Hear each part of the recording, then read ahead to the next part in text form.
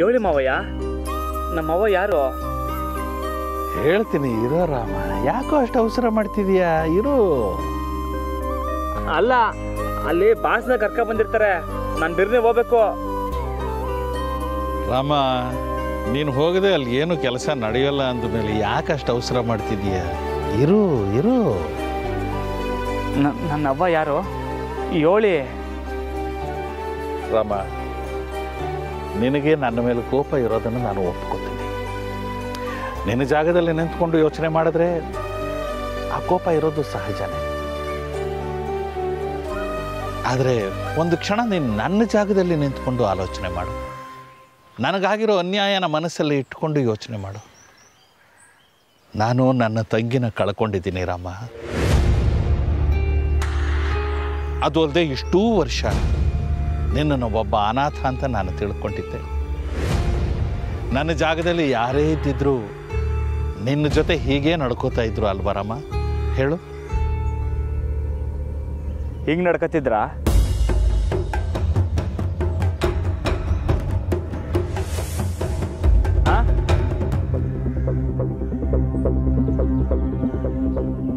ಹೇಳಿ, ಹಿಂಗೆ ನಡ್ಕತ್ತಿದ್ರಾ? ನಾನು ಲೀಲವನ್ ಮಗ ಅಲ್ಲ ಅಂತ ನಿಮಗೆ ಸಂದಾಗ ಗೊತ್ತಿತ್ತು ತಾನೇ? ಮತ್ತ್ಯಾಕ್ ಮಾವಯ್ಯ ಚಿಕ್ಕ ವಯಸ್ಸಿಂದ ನೀನು ಲೀಲವನ್ ಮಗನೇ ಅಂತ ಹೇಳಿ ಬೆಳೆಸಿದ್ರಿ?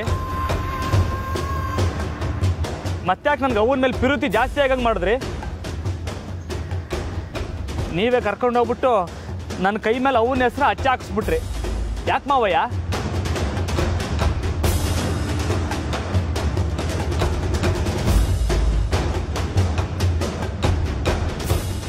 ದಿಟ್ಟ ಹೇಳ ಮಾವಯ್ಯ, ಅವತ್ತು ಹಚ್ಚ ಹಾಕಿಸ್ಕೊಳ್ಳುವಾಗ ಎಲ್ಲ ಸ್ಯಾನೆ ನೋಯ್ತೈತೆ ಅಂತ ಹೇಳೋರು. ನನ್ನ ಜೊತೆಗಿದ್ದು ಹುಡುಗರೆಲ್ಲ ಗಾಬರಿ ಬಿದ್ದು ಓಡೋಗ್ಬಿಟ್ರು. ಆದರೆ ನಂಗೊಂದು ಸಣ್ಣ ನೋವು ಆಗಲಿಲ್ಲ. ಯಾಕೆ ಗೊತ್ತಾ? ನಮ್ಮ ಅವ್ವನ ಹೆಸರು ಜೀವನ ಪೂರ್ತಿ ನನ್ನ ಕೈಯಾಗಿರ್ತೈತೆ ಅನ್ನೋ ಖುಷಿಯಾಗೆ ನಗ್ನಗ್ತಾ ಹಾಕಿಸ್ಕೊಬಿಟ್ಟೆ. ಆದ್ರೆ ಇವಾಗ ನೋಯ್ತೈತೆ ಮಾವಯ್ಯ, ಸ್ಯಾನೆ ನೋಯ್ತೈತೆ.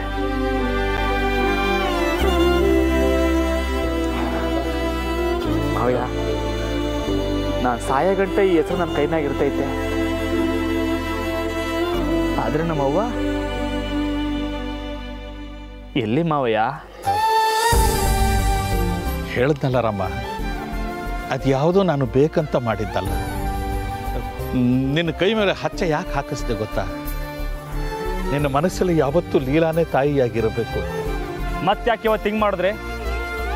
ಈಡ್ ದಿವ್ಸದ ಗಂಟ ಲೀಲವ್ವನೇ ನನ್ನ ತಾಯಿ ಆಗಿದ್ಲು. ನೀವೆಲ್ಲ ಸೇರ್ಕೊಂಡು ಹೊಡೆದಾಕ್ಬಿಟ್ರಿ. ಯಾಕೆ? ನನ್ನನ್ನು ಕ್ಷಮಿಸ್ಬಿಡು ರಾಮ. ನಾನು ನಿನಗೆ ದ್ರೋಹ ಮಾಡಿದ್ದೀನಿ, ನಾನು ನಿನಗೆ ಮೋಸ ಮಾಡಿಬಿಟ್ಟಿದ್ದೀನಿ. ಆದರೆ ಇವತ್ತು ಅಪ್ಪಣ್ಣನೇ ನೀನು ತನ್ನ ಮಗ ಅಂತ ಒಪ್ಕೊಂಡ ಮೇಲೆ ನಿನ್ನ ತಾಯಿ ಯಾರು ಅನ್ನೋದು ನಿನಗೆ ಗೊತ್ತಾಗಲೇಬೇಕು. ಎಷ್ಟು ದಿವಸದಲ್ಲಿ ನಾನು ನಿನಗೆ ಎಷ್ಟೋ ಸಲ ನೋವು ಕೊಟ್ಟಿದ್ದೀನಿ ರಾಮ. ನಿನಗೆ ಅವಮಾನ ಮಾಡಿದ್ದೀನಿ. ಮನೆ ಕೆಲಸದವನ ಥರ ನಿನ್ನನ್ನು ನಡೆಸ್ಕೊಂಡಿದ್ದೀನಿ. ಇದೆಲ್ಲದಕ್ಕೂ ಸೇರಿಸಿ ಪಶ್ಚಾತ್ತಾಪ ಪಡುವಂತಹ ಕಾಲ ಬಂದಿದೆ. ಪ್ರಾಯಶ್ಚಿತ್ತ ಮಾಡಿಕೊಳ್ಳುವಂಥ ಕಾಲ ಈಗ ಬಂದಿದೆ. ನಿನ್ನ ತಾಯಿ ಯಾರು ಅಂತ ನಾನು ನಿನಗೆ ಹೇಳ್ತೀನಿ.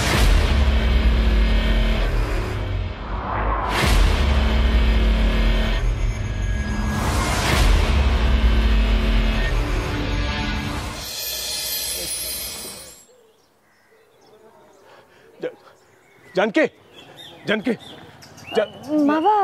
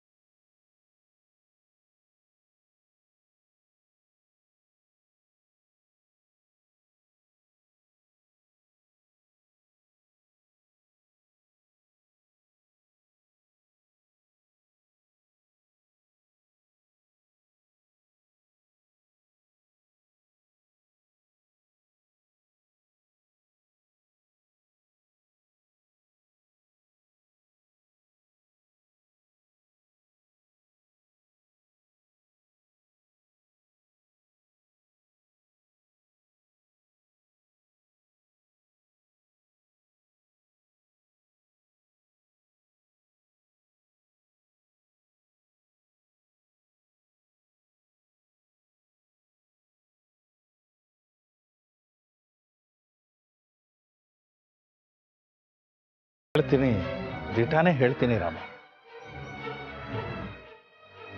ಹೆಂಗ್ ನಂಬ್ಲಿ? ಈಗ ನನ್ನನ್ನು ನಂಬೋದು ಬಿಟ್ಟು ನಿನಗೆ ಬೇರೆ ದಾರಿನೇ ಇಲ್ವಲ್ಲೋ ಪೆದ್ದ.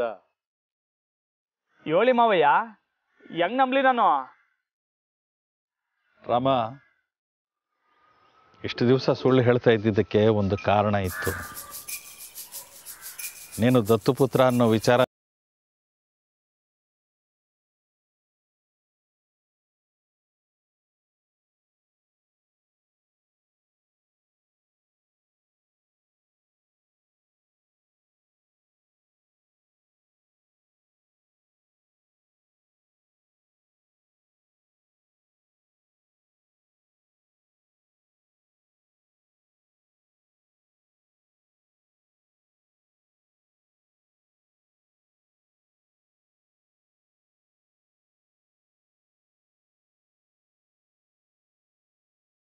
ಆದ್ರು ನಾನು ದೊಡ್ಡ ಮನೆಗೆ ಹೆಂಗ್ ಬಂದೆ? ಇದು ನಿನ್ನ ಮೊದಲನೇ ಪ್ರಶ್ನೆ ಆಗಬೇಕು. ನೀನು ದೊಡ್ಡ ಮನೆಗೆ ಹೇಗೆ ಬಂದೆ?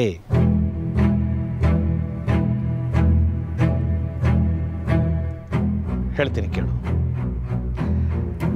ಅಪ್ಪಣ್ಣಂಗೂ ನನ್ನ ತಂಗಿ ಲೀಲಂಗೂ ಮದುವೆ ಆಯ್ತಲ್ಲ, ಎಷ್ಟೋ ದಿವಸಗಳ ಕಾಲ ಅವರಿಗೆ ಮಕ್ಕಳಾಗಲಿಲ್ಲ. ಪಾಪ ಎಲ್ಲ ಹೆಣ್ಮಕ್ಳ ಹಾಗೆ ನನ್ನ ತಂಗಿಗೂ ಒಂದು ಮಗು ಆಗಬೇಕು ಅಂತ ಆಸೆ ಇತ್ತು. ಕೊನೆಗೆ ಒಂದು ಗಂಡು ಮಗುನ ದತ್ತು ತಗೊಳ್ಳೋದು ಅಂತ ಹೇಳಿ ಎಲ್ಲರೂ ಸೇರಿ ನಿರ್ಧಾರ ಮಾಡಿದ್ರು.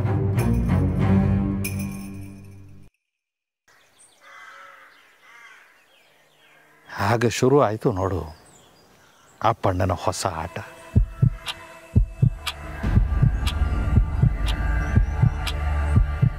ಲೀಲನ ಸಮಾಧಾನಕ್ಕೆ ಅಂತ ಮನೆಗೆ ದತ್ತು ತಂದ್ರಲ್ಲ, ಆ ದತ್ತು ಮಗುನೇ ನೀನು.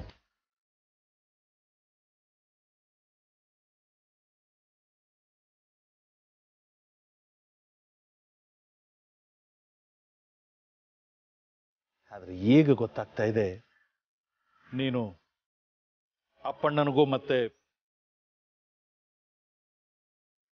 ಅವಳಿಗೂ ಹುಟ್ಟದ ಮಗು ಅಂತ. ಅವಳು ಅಂದ್ರೆ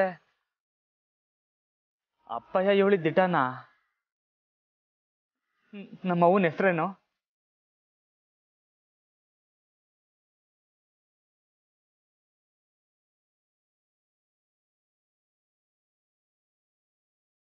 ಪಾರ್ವತಿ.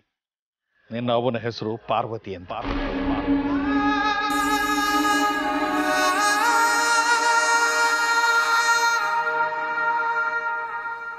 ಅವ್ರ ಬಗ್ಗೆ ಇನ್ನೂ ಏನೇನು ಗೊತ್ತೈತೆ ಮಾವಯ್ಯ? ನನಗೂ ನಮ್ಮ ಅವನ ಬಗ್ಗೆ ತಿಳಿಸಿ. ರಾಮ, ಯಾರಿಗೂ ಗೊತ್ತಿಲ್ಲದೆ ಇರೋ ಒಂದು ವಿಷಯ ಹೇಳಲ್ಲ ನಿನಗೆ.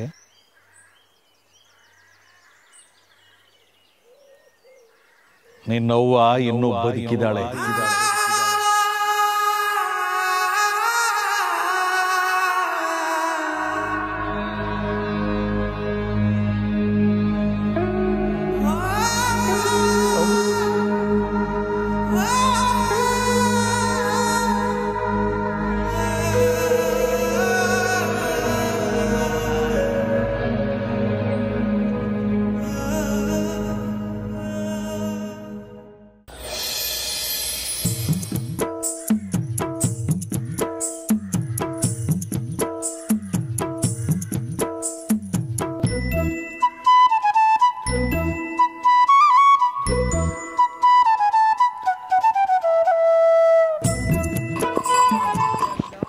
ಬಸವ, ಸಮಾಧಾನ, ಕೋಪ ಮಾಡ್ಕೋಬೇಡಿ. ಏಯ್, ನಿಂತ್ಕೊಳ್ರ. ಬಾಸ್ನ ಇಲ್ಲೇ ಕಟ್ಟಾಕಿ. ಅಮರೇ, ರಾಮಣ್ಣ ಹೇಳ್ತಿದ್ದೀನಿ ತಾನೆ, ಇಲ್ಲೇ ಕಟ್ ಹಾಕು. ನಿಮ್ಮ ರಾಮಣ್ಣ ಏನು ಬೇಡ ಅಂತ ತಾನೆ ದೊಡ್ಡ ಮನೆಯಿಂದ ಹೊರಗೆ ಹೋಗಿದ್ದ. ಈಗ ಬಾಸ್ ಮೇಲೆ ಅಧಿಕಾರ ಬಂತ. ಮೊದಲು ಯಾರು ಕಿಚಾಯಿಸ್ಬೇಕು ಅಂತ ಚರ್ಚೆ ನಡೀತಿದೆ. ಅದು ಕ್ಲಿಯರ್ ಆಗೋವರೆಗೂ ಬಾಸ್ ಇಲ್ಲೇ ಇರಲಿ. ಹೋಗಿ ಕಟ್ಟಾಕು, ಬೇಗ ಕಟ್ಟಾಕೋ.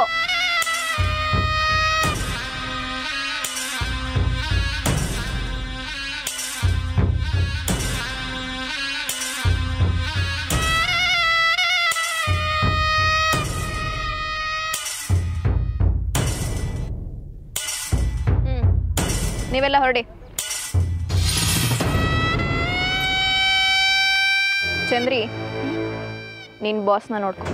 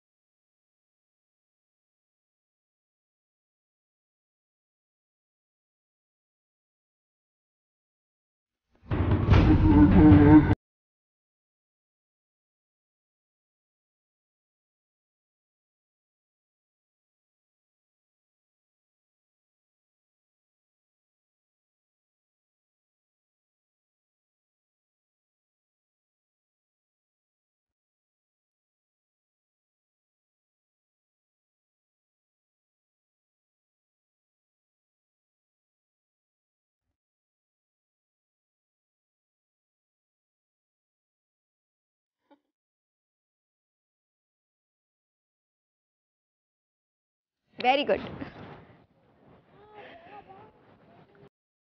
ಈಗ ಈ ಸ್ಪ್ರೇ ನಮ್ಮ ಮಾವಂಗೆ ಹೊಡೆದ್ರೆ ಇವತ್ತಿಗೆ ಅವ್ರ ಕತೆ ದಿ ಎಂಡ್. ಬ್ರೇಕಿಂಗ್ ನ್ಯೂಸ್, ಶಿಕ್ಷಣ ಸಚಿವ ಅವ್ರ ಸಾವು, ಅದು ಅವ್ರ ಮಗನಿಂದಾನೆ. ತಂದೆ ಮೇಲಿದ್ದ ಸೇಡಿಗೆ ತಂದೆಯನ್ನು ಕೊಂದ ಮಗ ರಾಮಣ್ಣ.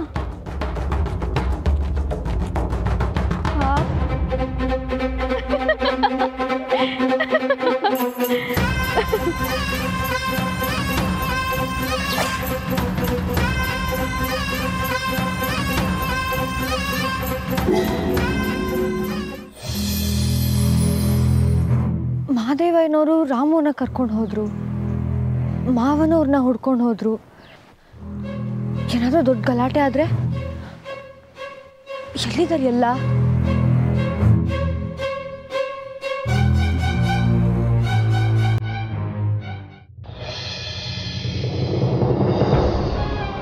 ಅವ್ವ, ನಮ್ಮವ್ವ ಬದುಕವಳ?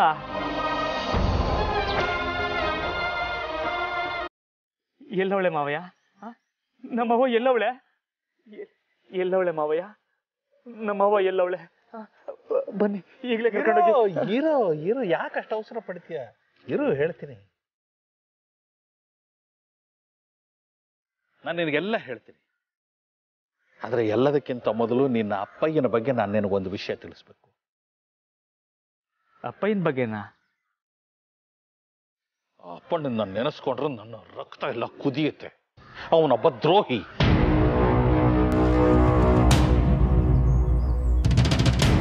ಅಪ್ಪಣ್ಣ ಎಂಥ ದೊಡ್ಡ ಮೋಸಗಾರ ಅನ್ನೋದು ನಿನಗೆ ಗೊತ್ತಾ ರಾಮ? ನೀನೇನೋ ಅವನನ್ನು ದೇವರಿಗೆ ಸಮಾನವಾಗಿ ನೋಡ್ತಾ ಇದೀಯ, ಆದರೆ ಅವನು ನಿನಗೆ ಎಷ್ಟು ಅನ್ಯಾಯ ಮಾಡಿದಾನೆ ಗೊತ್ತಾ?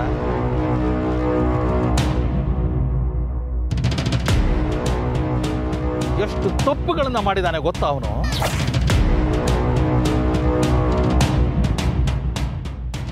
ನಿನ್ನ ತಾಯಿ ಬದುಕಿನಲ್ಲಿ ಆಟ ಆಡಿ ಅವಳಿಗೆ ಮೋಸ ಮಾಡಿ ಅವಳ ಕೈಗೆ ಒಂದು ಮಗುವನ್ನ ಕೊಟ್ಟು ಆಮೇಲೆ ಮತ್ತೆ ಯಾವತ್ತೂ ಅವಳಿಗೆ ಮುಖ ತೋರಿಸ್ದೆ ಓಡ್ ಹೋದ.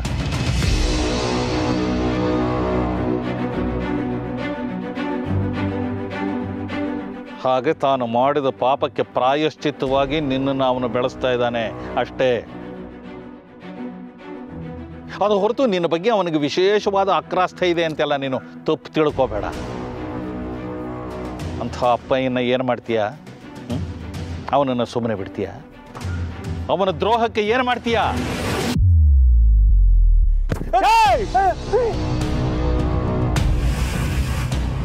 ಯಾರ ಬಗ್ಗೆ ಏನು ಮಾತಾಡ್ತಾ ಇದ್ದೀರಾ? ನನ್ನ ಅಪ್ಪಯ್ಯನ ಬಗ್ಗೆನೇ ತೆಪ್ಪಾಗಿ ಮಾತಾಡೋಷ್ಟು ಧೈರ್ಯನಾ ನಿಮ್ಗೆ?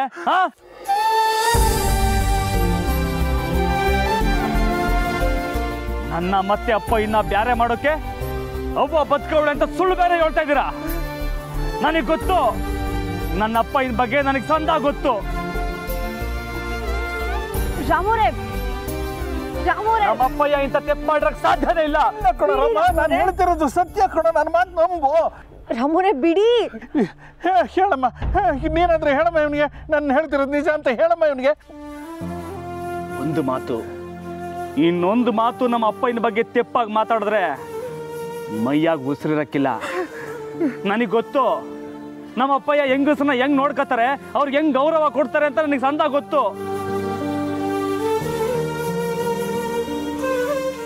ಅಂತವ್ರ ಬಗ್ಗೆನೇ ತೆಪ್ಪಾಗಿ ಮಾತಾಡ್ತೀರಾ? ರಾಮೋರೆ ಬಿಡಿ ರಾಮೋರೆ.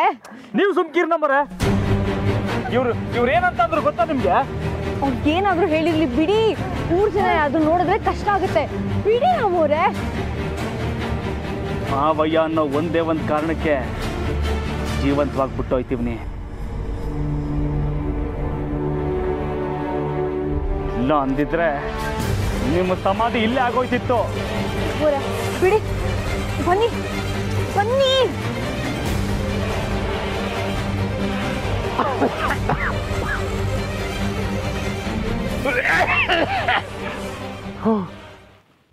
ಈಗ ನಾನೇನಾನ ದಿಟ ಹೇಳಿ ರಾಮಂಗೆ ನನ್ನ ಮ್ಯಾಕೆ ಕೋಪ ಜಾಸ್ತಿ ಆಗ್ಬಿಟ್ರೆ,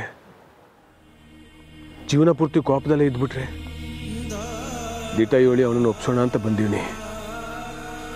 ಅದೇ ದಿಟನೇ ಕಂಟಕ ಆಗ್ಬಿಡ್ತೀನೋ ಅಂತ ದಿಗ್ಲಾಗ್ತೈತೆ. ಇಲ್ಲ ಇಲ್ಲ, ರಾಮ ನನ್ನ ಮಗ, ಅವನನ್ನು ಕಳ್ಕೊಳ್ಳೋದು ನನ್ನಿಂದ ಆಗಲ್ಲ. ಆಗಲಿ, ಯಾವಾಗ ಅವನಿಗೆ ಹೇಳೋಕ್ಕಾಗುತ್ತೋ ಆಗ ಹೇಳ್ತೀನಿ.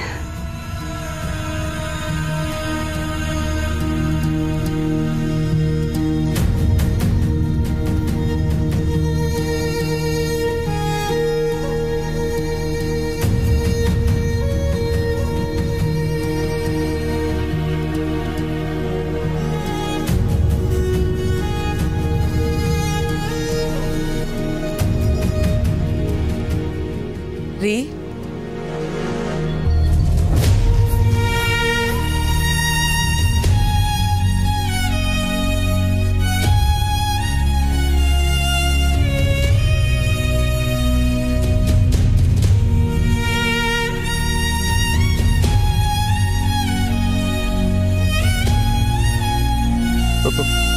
ಪಾರ್ವತಿ